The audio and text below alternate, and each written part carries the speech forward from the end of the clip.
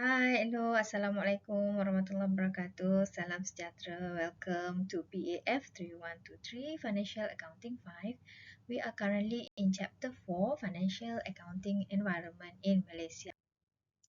In this chapter, there are two major learning outcomes, which is number one, to explain the roles and functions of the following components, which include the relevant rules and regulations as well as relevant parties that help shape the development of Malaysian financial accounting and reporting environment. Okay, and at the end of this chapter, we are going to discuss the interrelationships between these components. Now, let's begin our discussion. In December 1996, the Malaysian government announced its intention to establish a new financial accounting and reporting regime. So on 6 March 1997, the Financial Reporting Act 1997 was passed and gazetted. So, what were the impacts of the introduction of this particular act? Number one, two independent bodies were established: the Financial Reporting Foundation, FRF, and the Malaysian Accounting Standards Board, MASB. Number two, it signals the shift of the Malaysian accounting standard setting processes from private sector accountancy bodies to the public sector statutory bodies.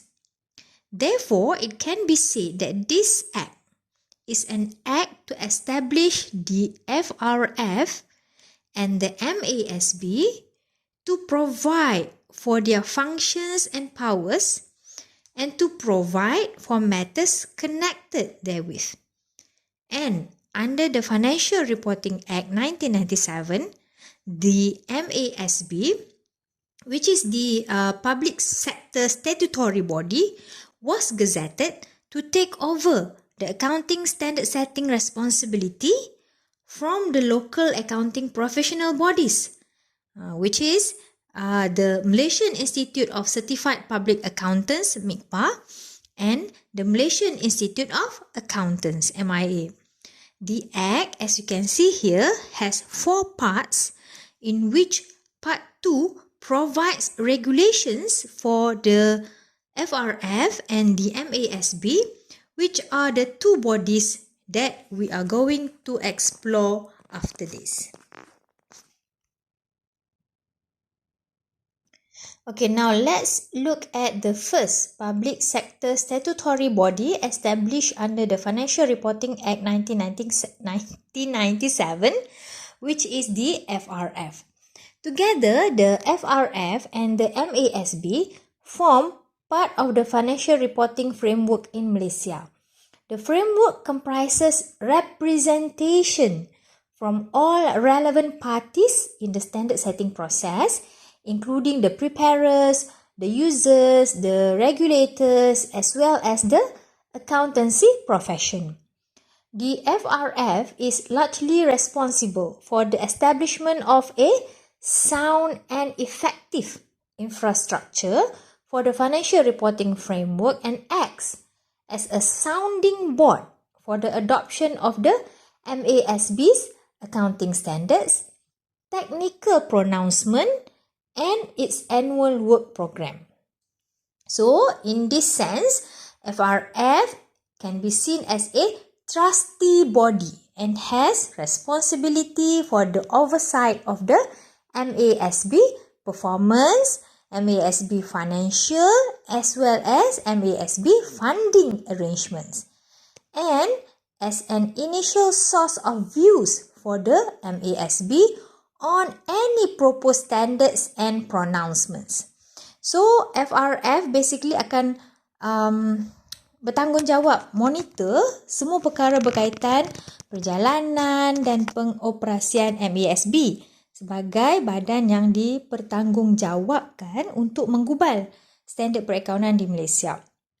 However, the FRF has no direct responsibility with regard to standard setting process, as this responsibility comes under the jurisdiction of the MASB.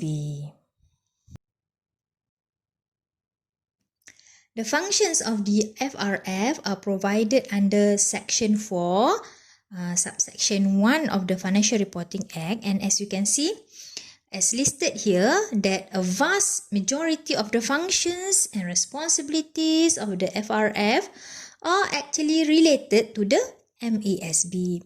So this is because, as mentioned earlier, the FRF acts as a trustee body and has oversight responsibility for MASB performance. As you can see in this slide, 5 committees form the FRF, including the Executive Committee, and there are a total of 12 members. 8 members are ex officio from MASB, BNM, Bank Negara Malaysia, SC, from Bursa Malaysia, MIA, AOB, ROC, as well as from the Ministry of Finance itself. Another 4 remaining members are those who have knowledge and experience in related areas, and that includes accounting, law, business, or finance.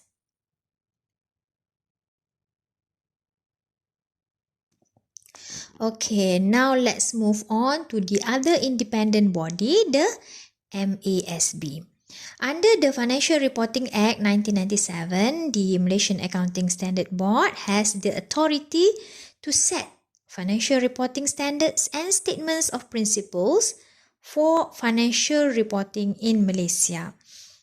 As I told you before, the MASB together with the FRF make up the frameworks for financial reporting in Malaysia.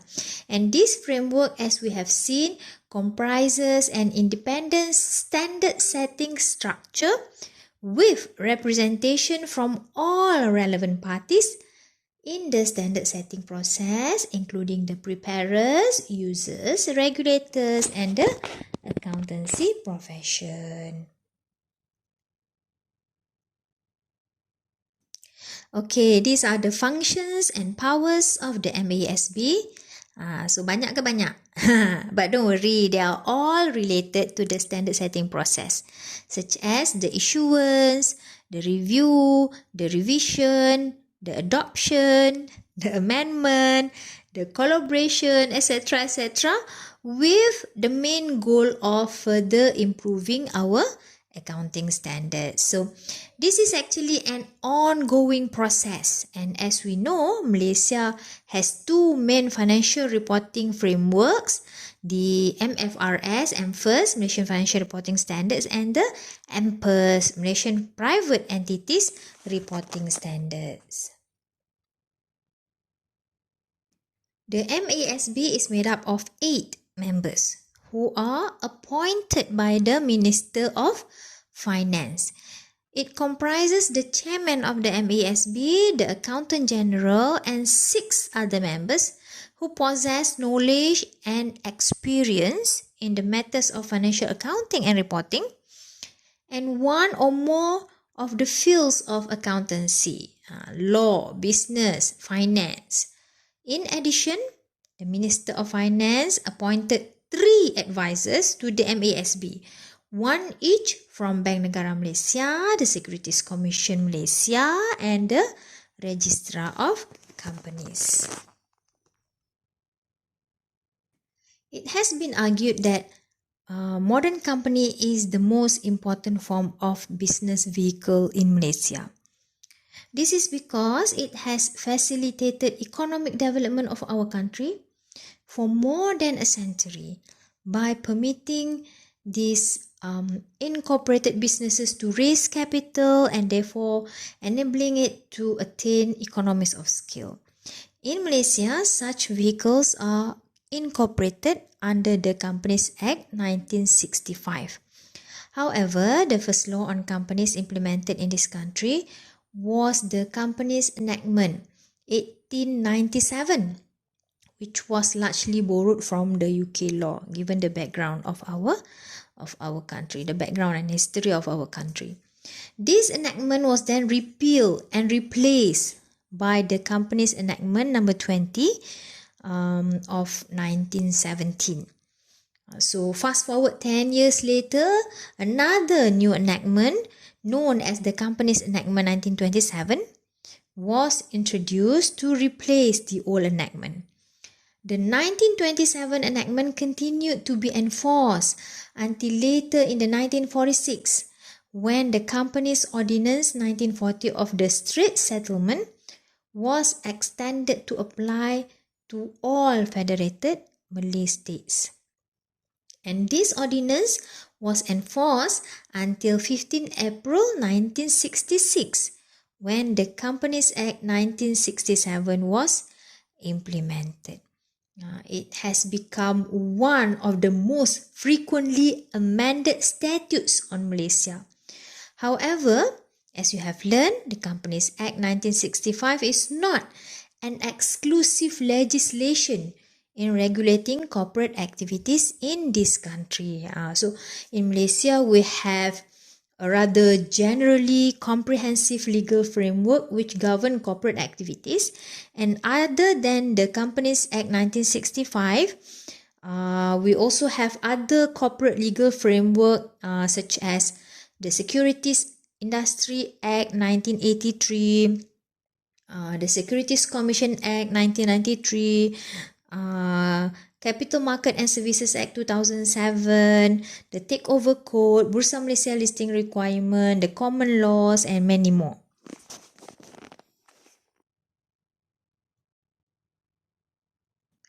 Reforming company law is an important agenda in the corporate law program in Malaysia.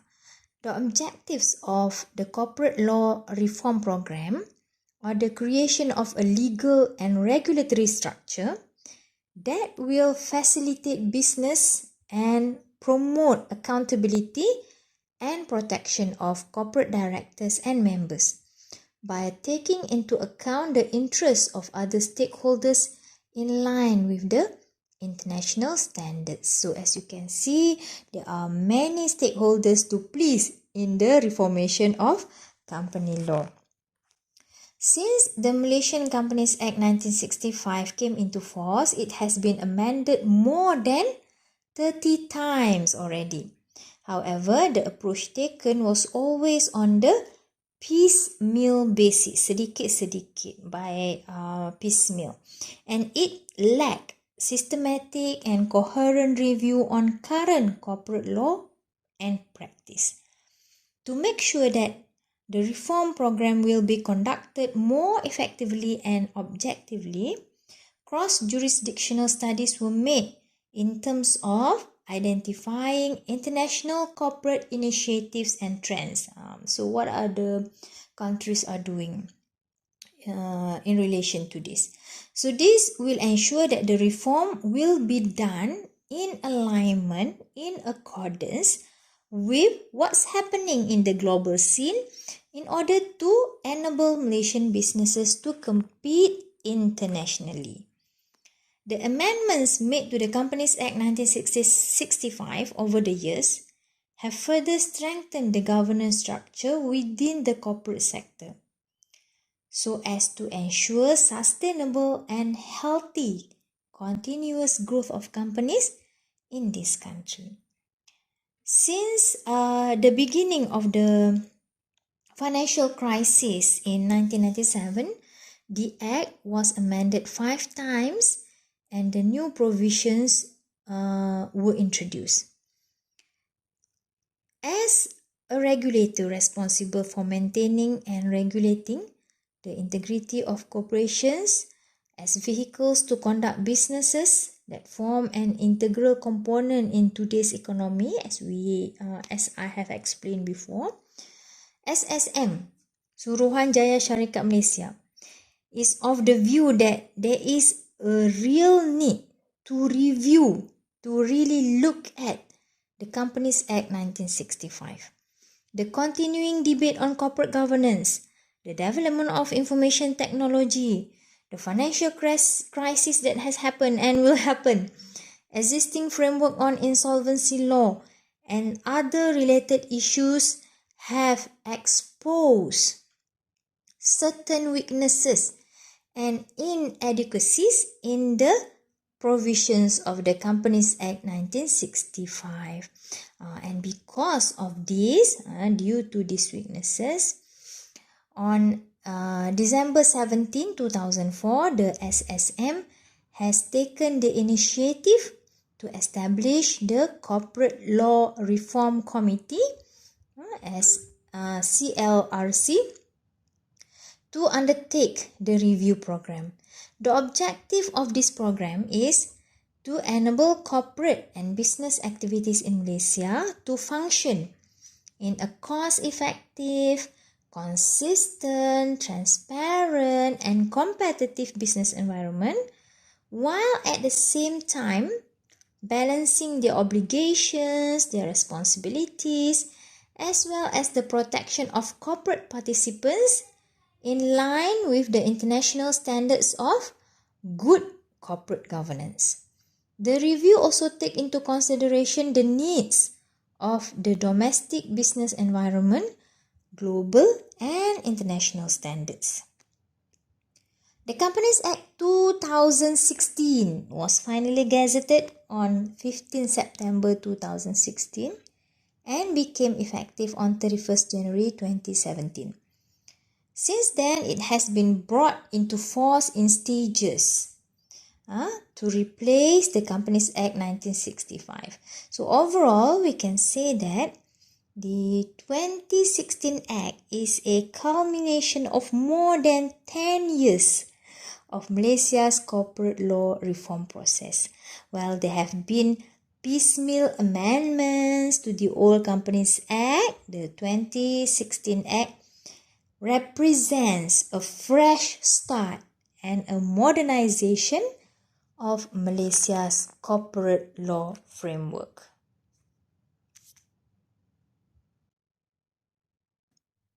As mentioned previously, the Companies Act 2016 changed the landscape of company law in Malaysia as it reformed almost all aspects of company law in Malaysia. The 2016 Act spans 5 parts, 620 sections containing 13 schedules. The main impact of the Act is that it introduced changes to ease the doing of business, to simplify administration requirements for companies, and consequently reduce the cost of doing business.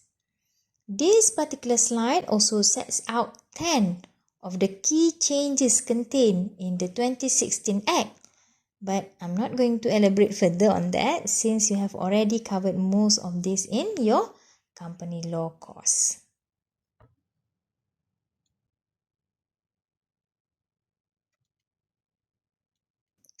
Bank Negara Malaysia, the Central Bank of Malaysia or BNM, is a statutory body which started operations on 26 January 1959. BNM is governed by the Central Bank of Malaysia Act 2009. The primary role of BNM is to promote monetary and financial stability in Malaysia in an effort to provide a conducive environment so that we can all enjoy sustainable growth in our economy. In terms of monetary stability, BNM's monetary policy stance is to maintain price stability while simultaneously be able to support economic growth. While in terms of financial stability, this is achieved by developing a sound, resilient, progressive and diversified financial sector that is able to support the real sectors of the economy. Real sectors ni kita tahu kan yang berkaitan dengan penghasilan barang atau perkhidmatan, contoh macam for example manufacturing, hospitality, education, apa lagi? Construction, plantation. So those are the real sectors. So BNM also plays a significant role in developing the financial system infrastructure, in advancing the financial inclusion agenda. This is to make sure that all economic sectors and segments of the society have access to financial services. In addition to that, BNM also monitors our country's payment systems infrastructure, to be more precise, which emphasize on the efficiency and security of the financial systems. Shown here are the relevant legislations or laws that fall within the purview of BNM. So, BNM basically has the authority to commence formal enforcement actions against any persons who fail to comply with regulatory standards and other requirements issued by such regulations. For example, we have the Central Bank of Malaysia Act 2009 that provides for the establishment, administration and powers of BNM. We also have the Financial Services Act 2013 and its counterpart, the Islamic Financial Services Act 2013, that provides the regulatory and supervisory frameworks for Malaysian financial sector. Apart from that, we also have the Money Services Business Act 2011 that provides for the licensing, for the regulation and supervision of money services businesses comprising of money changing, remittance and wholesale currency businesses. And finally is the Development Financial Institutions Act 2002 that makes provisions for the regulation and supervision of development financial institutions and relevant matters. Among the major role of BNM is the prudent conduct of monetary policy. BNM is also responsible for bringing about financial system stability and fostering a sound and progressive financial sector.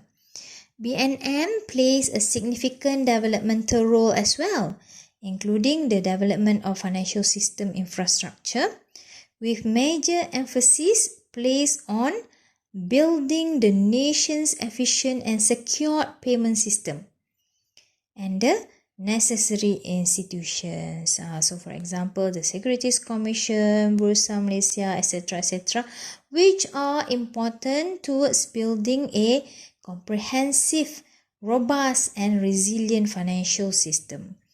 BNM actively promotes financial inclusion juga so that there will be greater access to financial services for all economic sectors and segments of society in an effort to support a well-balanced economic growth.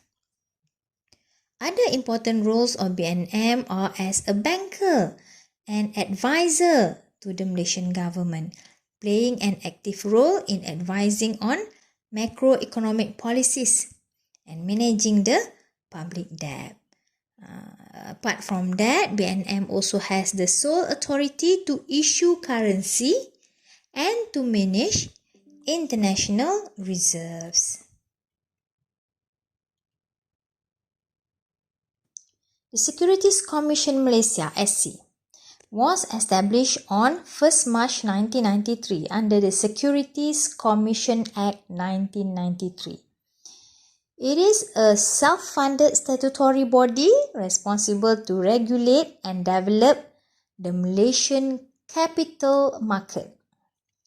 The SC has direct responsibility for making their own rules, enforcing regulations pertaining to the capital market, ensuring sustainable market growth and development, supervising capital market activities and market institutions, including the exchanges, clearing houses and registered market operators.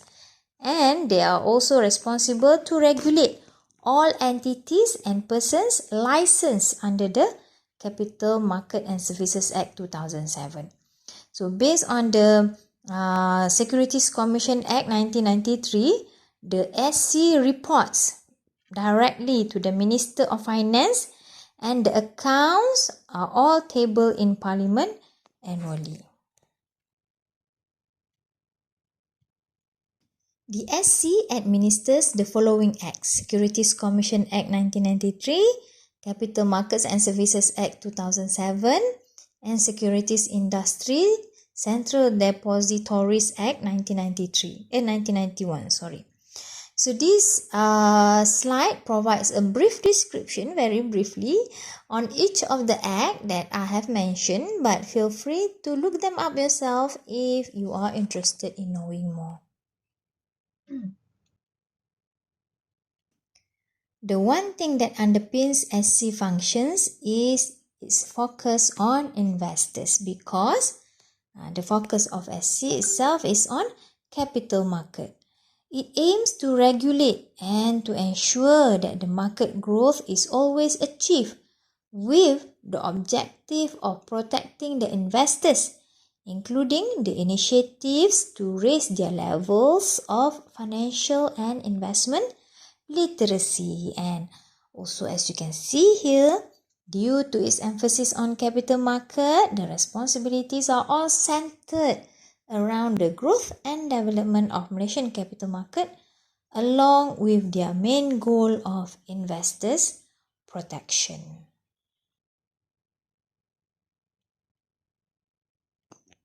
Bursa Malaysia, as you know, handles Malaysian public listed company. It is an exchange holding company incorporated in 1976 and listed in 2005. Bursa Malaysia is one of the largest bourses in ASEAN and is a platform where over 900 companies raise their capital, whether through the main market these are for the established large capitalization companies, and these are the industry leaders with relatively high value of market capitalization. Or they can also raise their capital through the ACE market for emerging companies of all sizes, or the LEAP market for the up and coming SME companies. So it can be viewed as an inclusive marketplace because it provides easy access to many investment products and services. And it also connects both domestic and foreign market participants to enormous opportunities and to help them to expand and grow. Bursa Malaysia basically consists of several subsidiaries such as Bursa Malaysia Securities Sdn Bhd, Bursa Malaysia Bonds Sdn Bhd, Bursa Malaysia Islamic Services Sdn Bhd, and a lot more. If I'm not mistaken, there are more than 10 subsidiaries, I think. So Bursa Malaysia is under the purview of the Securities Commission and the Ministry of Finance. The diverse product range includes equities, derivatives, offshore and Islamic assets, as well as exchange-traded funds, ETFs, REITs, real estate investment trusts, and exchange-traded bonds and so forth. The Malaysian Code on Corporate Governance (MCCG) was introduced in 2000 and has been a significant mechanism for corporate governance reform. It has influenced corporate governance practices of companies in a positive way. The MCCG reflects globally accepted principles practices of corporate governance which are above and beyond the minimum required by statute, regulations, or those prescribed by Bursa Malaysia. Since its introduction in March 2000, the MCCG has been revised also several times to remain robust and to remain relevant. In tandem with the changes to the corporate landscape, both domestically and internationally. Specifically, it was revived in 2007, in 2012, 2017, and most recently in 2021. So these reviews are to ensure that the MCCJ remains relevant and it supports the inculcation of good corporate governance culture and practices. In its continuous effort to promote board leadership and oversight of sustainability, the Securities Commission of Malaysia again updated the MCCG to take effect from 28 April 2021. The former SC chairman said, and I quote, "There is a strong need for good corporate governance and board leadership, especially as companies navigate the prolonged post-pandemic recovery period. The MCCG 2021 supports boards to build long-term resilience through the adoption and implementation of corporate governance policies and practices, which will sustain listed companies in meeting challenges in a fast evolving business landscape. So, we can see that the MCCG 2021 updates include such things as board policies and practices on the selection and nomination processes and criteria for directors, the role of the board and senior management in addressing sustainability risks and opportunities of the company. While the MCCG itself is targeted at listed company, non-listed entities can also consider applying the MCCG practices to enhance the accountability, transparency and sustainability. So they are more than welcome to do so. And another update can also be seen from the perspective of more guidance being introduced on corporate governance practices that have been found to have lower levels of adoption previously. So these are some of the initiatives being done by the SC in order to update the corporate governance practices in Malaysia. While the look and feel of the MCCG 2021 remain relatively unchanged from the previous version issued in 2017, the updates comprise 12 new practices and 8 updated practices. 12 new practices and 8 updated practices supported by relevant guidance focusing on each of the practices. In addition, 8 of the existing guidance have been revised as well to provide greater clarification on how the practices concerned may be applied more effectively, because there have been some rather ambiguous instruction on how these practices are to be applied in the previous MCCG. So the new MCCG 2021 addresses the urgent needs for companies to manage the ESG, environmental, social and governance, risk and opportunities, with the introduction of new best practices that put more emphasis on the need for collective action by boards and senior management.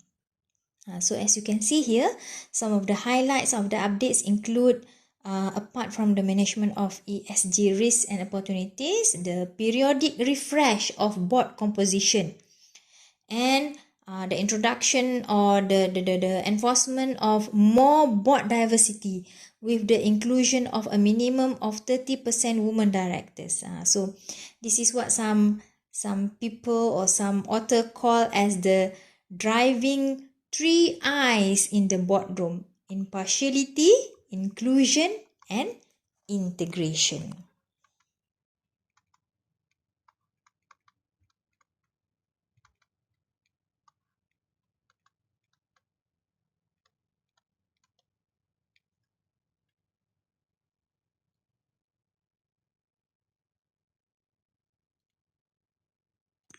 Okay, this slide shows the timeline for the operational progression and associated regulatory requirements for MCCG 2021. And as you can see, the new guideline became effective in 28 April 2021, and the first batch of companies begin reporting on their adoption of these practices will be those with financial years ending 31st December 2021. The two-tier voting process will be applicable for resolutions tabled at general meetings held on or after 2nd January 2022.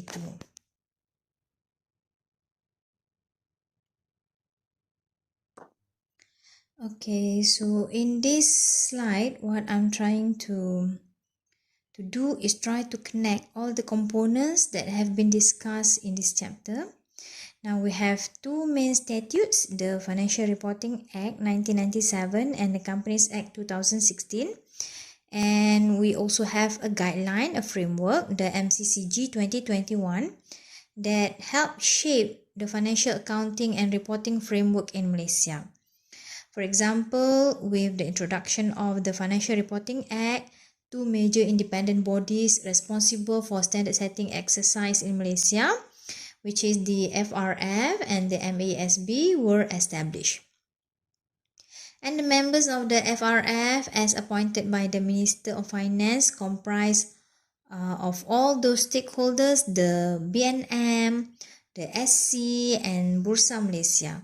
Both the Companies Act 2016 and MCCG 2021 can be seen as a sort of like a game changer for corporate governance, as they demands more responsibility and more accountability from directors and managers.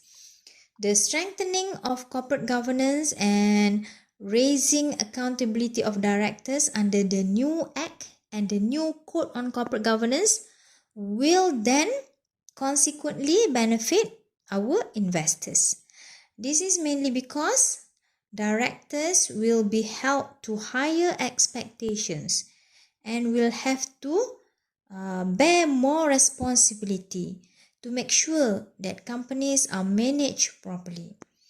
Therefore, I hope that through the explanation provided, you would be able to understand the interactions and the interrelationships between these bodies and regulations in a better light.